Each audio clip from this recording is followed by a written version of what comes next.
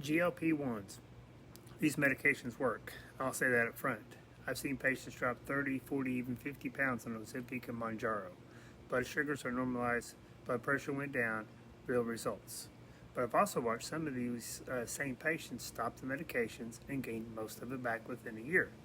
Weaker than before, more frustrated than before, wondering what went wrong. Nothing went wrong with the drug. What went wrong was this. They used a powerful tool without a plan.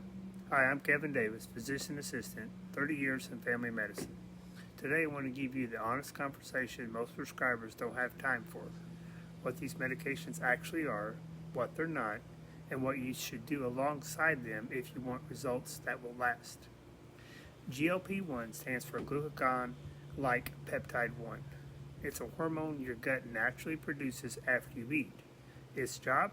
To tell your brain that you're full, slow stomach emptying, and help regulate blood sugars. GLP-1 medications, semaglutide, tirzepatide, and others mimic the hormone at a much higher level than your body naturally produces. The result is a powerful appetite suppression. Most of the people on these drugs eat dramatically less without even trying. That's the mechanism, and it works. Clinical trials show a 15 to 22% body weight reduction. Those are real numbers. But here's the one thing I need you to understand. The medication is doing the heavy lifting on calories. It's not building you a healthier body. That part is still on you. Before I go any further, if you find this helpful, subscribe to the second and a half long newsletter at the link below. Every week I send practical clinician-backed health guidance for adults 50 and older. Faith, family, fitness, and finance. And it's free to join.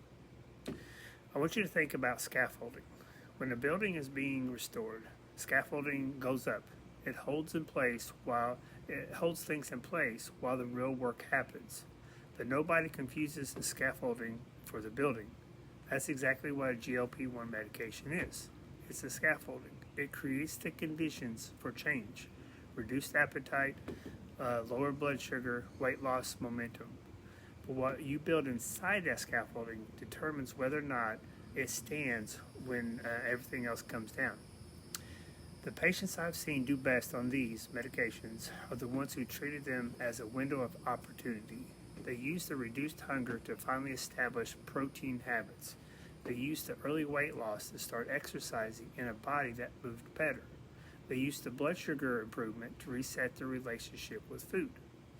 The ones who have struggled, they let the medication do all the work. And when they stopped, because most people eventually stop, there was nothing holding the results up. Non-negotiable number 1, protein. When your appetite drops near zero, protein usually drops with it. That's a problem.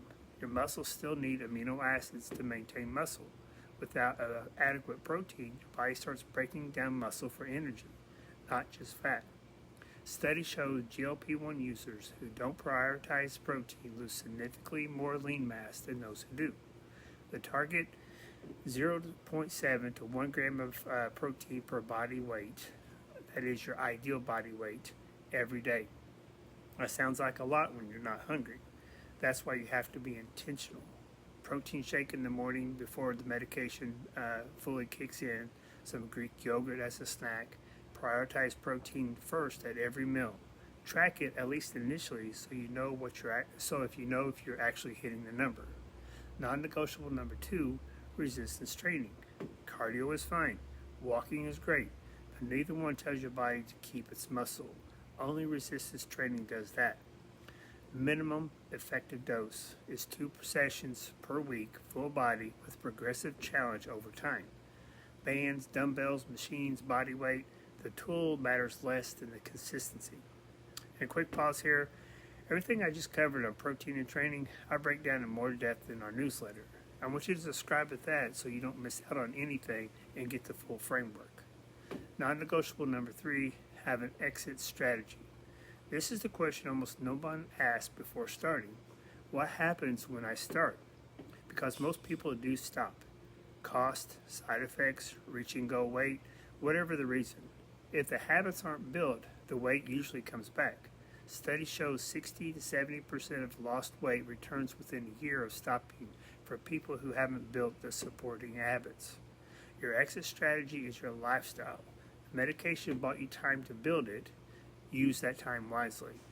Now, good candidates for this medication: BMI over 30 or a BMI over 27 with related conditions like type 2 diabetes or hypertension. People who have genuinely tried lifestyle changes without adequate results. People who have realistic expectations and a plan. These are the people you need to think twice of. People with a history of pancreatitis, medullary thyroid cancer, gastroparesis, or severe nausea disorders. These medications slow stomach emptying, which can worsen these conditions significantly. And honestly, anyone who wants to use it as a shortcut without changing anything else. It's not that I'm judging the desire, it's that I've seen the outcome. The medication without the habit change is a rental. The habit change with or without the medication is ownership. And here's the bottom line. GLP-1 medications are among the most significant tools of metabolic medicine in a generation. And I'm not anti-medication. I prescribe them. I've even watched them change lives. But a tool is only as good as the hands using it. If you're on one of these medications or thinking about it, ask yourself these 3 questions.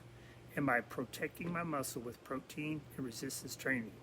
Am I using this window to build habits that will outlast the prescription? And do I have a plan for what comes next? If you can't answer these confidently, that's where to start. Remember to check out my newsletter links below.